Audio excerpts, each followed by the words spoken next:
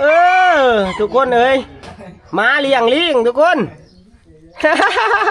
เนี่ยจับอีกอ้อยว้ายเออห่วงลูกเด้อหุ่นเจียไปแล้วหุ่น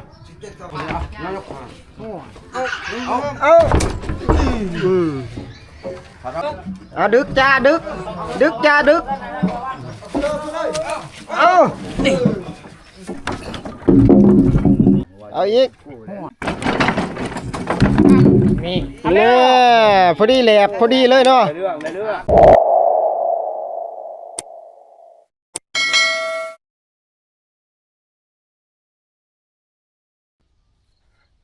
สบายดียามเช้าทุกคน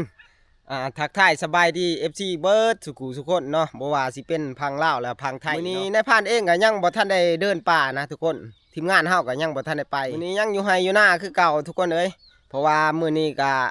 ในพานเองก็หาทีมงานมาย่อเสาเฮือนเนาะ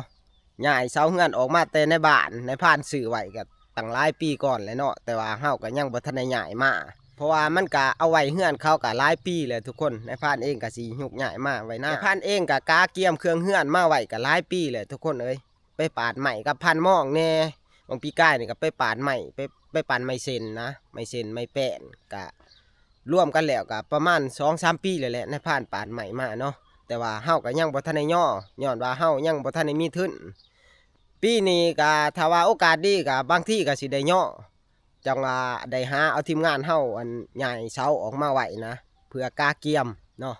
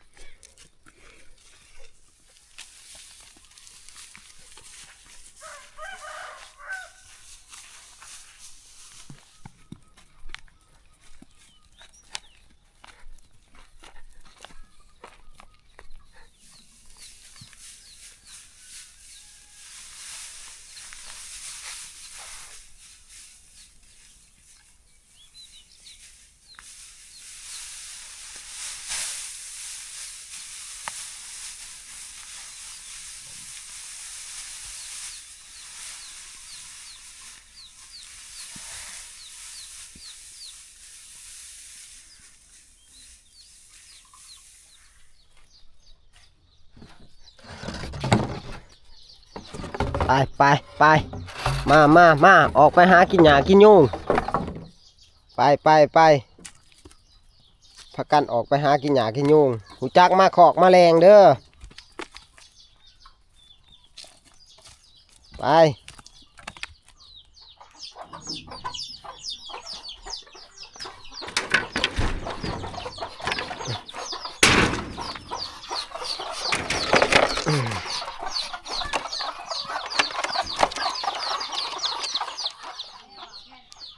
นี่คือผักส่วนไม้เส้นนะคือไม้เครื่องเฮือนในผ่านนั่นแหละนี่ตัวนี้ก็คือแป้นเนาะแป้นที่ว่าในผ่านไปอันเลื่อยกับพันหม้องนั่นแหละบางปีกายนี่ประมาณ200ป้ายกูแผ่นนะทุกคนเพื่อสิได้ซ้ำนี่ก็2-3 ปีได้ในผ่านเลื่อยมาโฮมไว้เนาะเพราะว่าเฮาก็บ่มีเงินสิจ้างหมู่ก็ได้ใส่แต่เหือแห้งนั่นแหละทุกคนเอาเหือแห้งวัดเนาะบวกสิกินเบิดอะไรทุกคนว่าสิย่อปีได้ก็บ่ได้ย่อเนาะมาปีนี้จักว่าสิได้ย่อหรือบ่ได้ย่อนะถ้าพังเบิ่งเงินเบิ่งค่ำพุ่นแหละเนาะถ้าว่าเพียงว่าพ่อก็สิได้ย่อเนาะปีนี้ก็เลยหาเอาทีมงานเฮาย่อเสาออกมาเพื่อกาเกียมไว้นะบางทีถ้าว่าเงินเฮาทันเฮาก็สิได้ย่อในปีนี้แหละทุกคนบัดนี้ก็มีแต่เฮารอทีมงานเฮานะรอทีมงานเฮาจะหน่อยสีสวยๆพุ่นแหละทีมงานเฮากับมาแล้วก็สิพากันเข้าไปย่อเอาเสาเนาะส่วนแม่น้องมิ้วนี่ก็เฮ็ดอยู่คั่วกินเนาะรอทีมงานเฮา1 ข้าว1 น้ำนะเพิ่นได้อีหยังเลยได้ไก่เนาะคั่วไก่ไว้ถ่าทีมงานเฮานะลาบไก่เพิ่นกินมันเฮ็ดต้มนี่เด้อ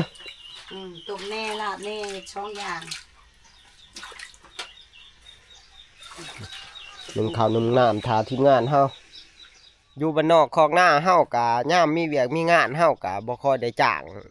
ว่านกันอีหยังดอกเนาะมีแต่ว่าหาเหือหาแห้งนั่นแหละซอยเรือกันย่ามเจ้ามีเวียกกะไปเนาะย่ามข่อยมีเวียกกะมาซอยเรือเกือกูลกันแนวนี่แหละทุกคนเอ้ยนี่ปันจอดกะมาแล้วบัดนี้ใช้แล้วรถไถสลาดเฮ้ยเอาทรายสเตย์มาของข่อยหรือของเจ้านี่ เขาเจ้าเนี่ย บอก พอเกลือผ่านเขาบอลูกพูดโล ไม่มันบ่ถือกันนะครับผ่านจอดมือนี้ผ่านจอดมาก่อนหมู่เนาะ มาก่อนทีมงานอีกผ่านจอดนี่มาแต่เสาแต่เสียอีหลี มากินต้มไก่ ไก่ก็บ่ทันได้ต้มกำลังคั่วอยู่ผ่านท้องแท้ก็มาแล้วทุกคนเอ้ยกับผ่านเหี่ยงใส่แล้วผ่านหม้อง สบายดีสบายดี ใส่แล้วผ่านหม้อง มาล้างพันหมอง บ่ได้เอิ้นเพิ่นบ่ บัวได้มาทั้งเพื่อนเพิ่นเด้ อืม พวกมาทั้งนี้มาเติมน้ำมัน โอ้ย จังไดเข้าป่าเป็นจังได โอ้ยบ่มานะมาแต่โต คือเห็นยิงหมูยิงหมาอยู่ พอได้แต่เลือดมาแล้วแหละ โอ้ย บ่มานะช่วงนี้จักจังใดย่ำได้กับมีใจจังซะ เอาเดี๋ยวเอางวดหน้าอืมโอ้ยหนาวเถอะดิ หนาวอีบ่เว้ยวัยรุ่นยังหนาวใส่ละพันตอบ ซาใจอยากนอนไฟพันตอมบ่ทันมาแต่บ้าน โอ้เพิ่นว่าสิมาแต่เช้าอยู่เพิ่นว่าอีก โทรบอกเพิ่นเลย โตบอกเลยตอนนี้ทีมงานเฮาก็มาหลายคนเติบเลย โอ้ย แต่ว่ายังบ่ทันได้กินข้าวเช้าทุกคนเอ้ย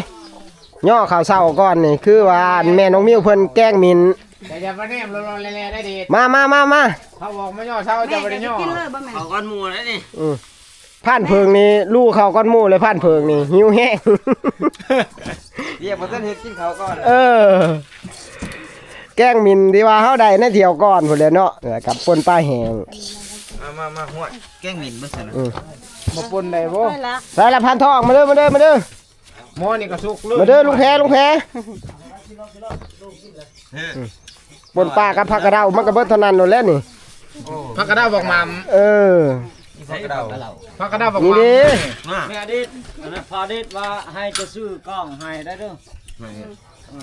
กินก่อนพันม่องแล้วพันม่องบ่ทันได้มา มา จะพาดอดพบอยู่พุ่งไม้ได้เด้อ ไปเลยมา ยังดมกับ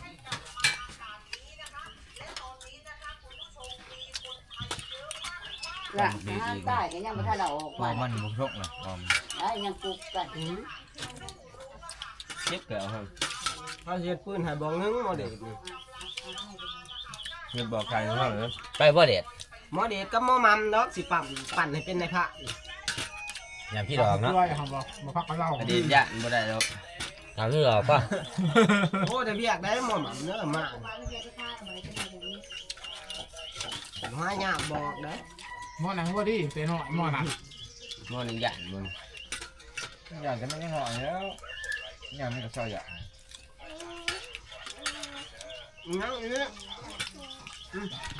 ไปบ้านนี้หลังจากเฮากินข้าวกินน้ำแล้วก็เริ่มเคลื่อนเนาะเข้าไปในบ้านพุ่นแหละทีมงานเฮาก็ไปเลยพาท้องก็ไปเลย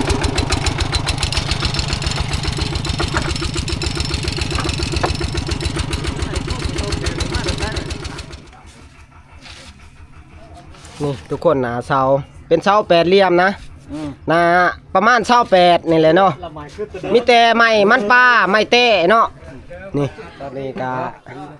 ไอ้น้องเฮาก็ได้เอาขึ้นรถไปทีเรียบร้อยแล้วเนาะเอาขึ้นรถพันจอด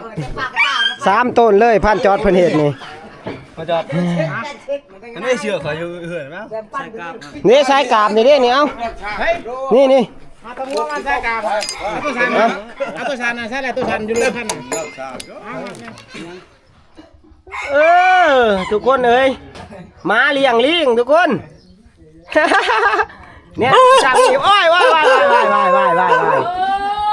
เออห่วงลูกเด้อ พุ่นเกียร์ไปแล้วพุ่นเดินงั้นมากก็ ประมาณตัวสุดเลยลุกหน่อย ไอ้ตีกูแซงไป ไปงัดทำไมกินแล้วบ่ได้ ชูแซงไป เอาเด้อเอาเด้อเอาเด้อ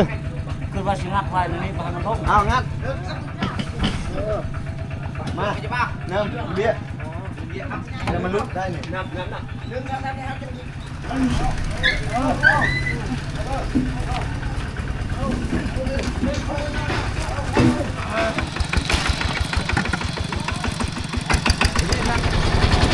ยังใหม่ก็บ่แห้งเนาะยังมานักคดนี่เต็มรถ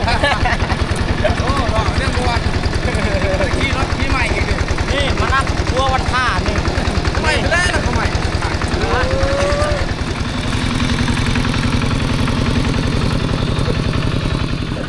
ติดเลยทิ้งมันน่ะ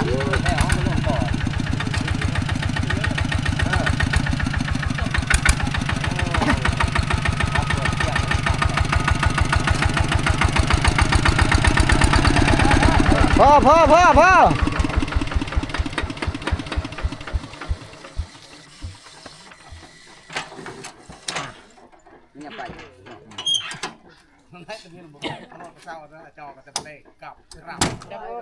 เอ้า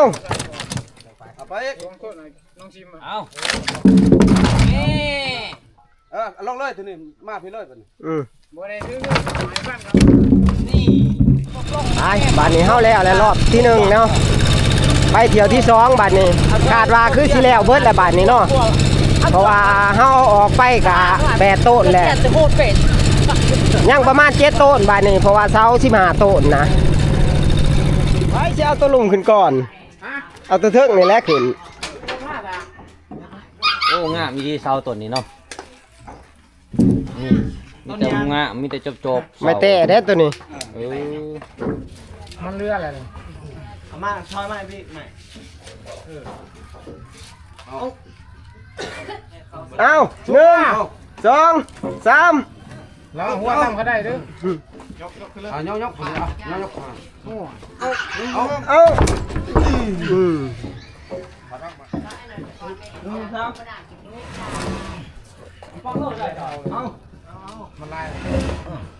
เอาดึกจ้าดึกจ้าดึกเอา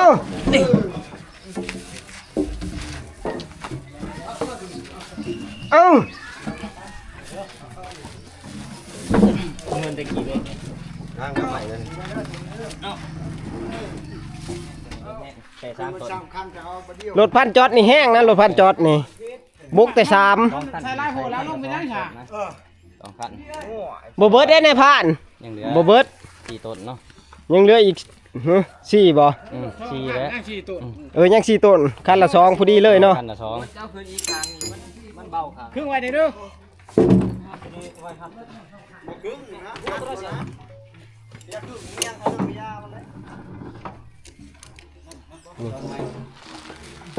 อ่ะบ้านนี้คือซีเมนต์เที่ยวสุดท้ายแล้วทุกคนเลยบ่ประมาทเนาะเหงื่อแห้งไอ้น้องเฮามาซอยเรือกันโอ้ย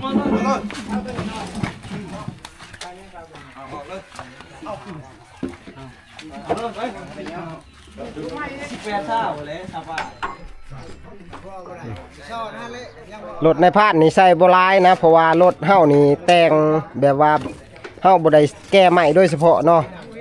เฮือนรถนี่เฮ็ดเฉพาะขึ้นผู้ธรรมดาซื่อๆหากินเฮาบ่ได้แต่งใส่ใหม่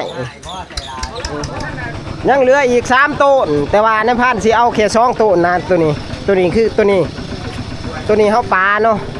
เพราะว่ามัน16ต้นนะเฮาปลาต้นหนึง คันนี้คือไว้เหรอ คันสุดท้ายแห้งๆเนาะคันสุดท้ายนี่ เอา1 2 3 3 วางมือได้วางมือได้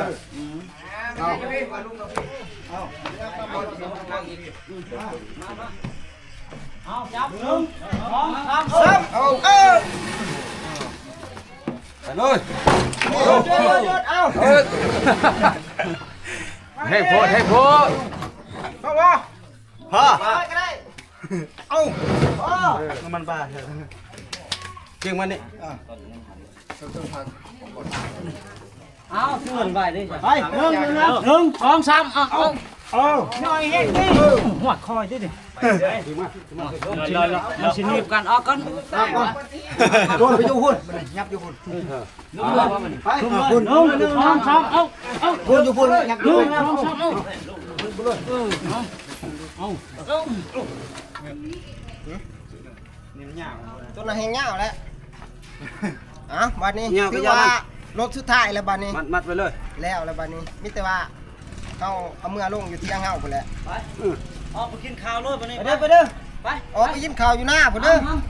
ไปเด้อหามเอ้ย เอากินข้าวไปในยังนายผ่านคนเลี้ยงได้เด้อกินเหล้ากินเบียร์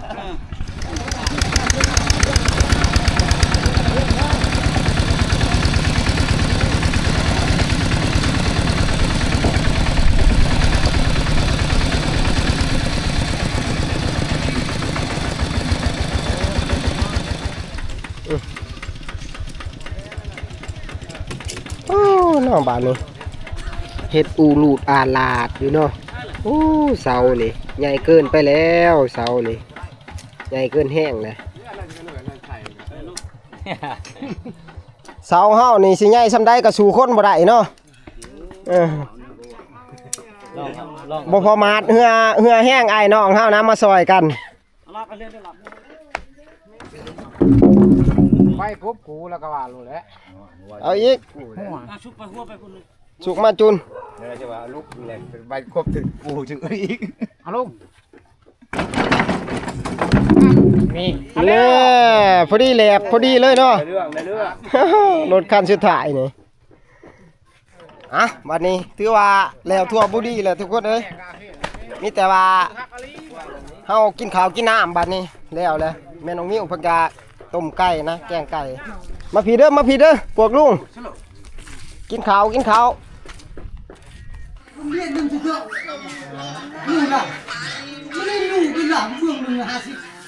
เล็งมือเด้อแม่ครัวเอ้ยเล็งมือเด้อ เฮ็ดบ่ทันแล้วนี่หั่น ไอ้น้องเฮาหิวข้าวแล้วไอ้น้องเฮานี่ เฮ็ดบ่ทันแล้วทีมงานไว้โหด ได้1%นึง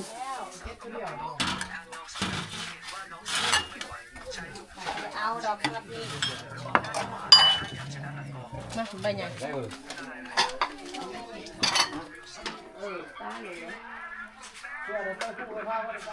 ยังลา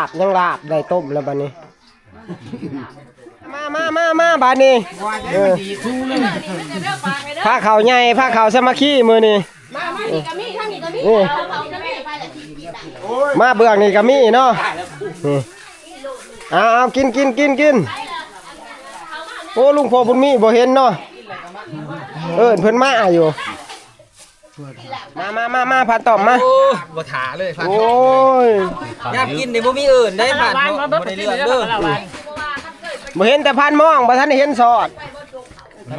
มันเป็นข้าจูบน้อง โอ้คนข้าเบียกเพิ่น แม่น้อยเนี่ยไข่สวยนึง มาเอาเลยลูก เอ๊ะนี่นะป้าน้อยนี่ มานี่ทุกคนกินข้าวเที่ยง เพื่อแล้วเวียกแล้วงานก็จนเที่ยงเลยทุกคนเอ้ย แน่นะต้องเป่าแน่เอาชีพมุ่ง ซ้ำเที่ยงแล้วนี่ก็ได้ เอาหยุดมาเอายุบในพานยุบ ลาบไก่ ใส่ผักกระเดาอยู่เนาะบาดทุ มันก็เจ้าก็ใส่บ่โลหวาน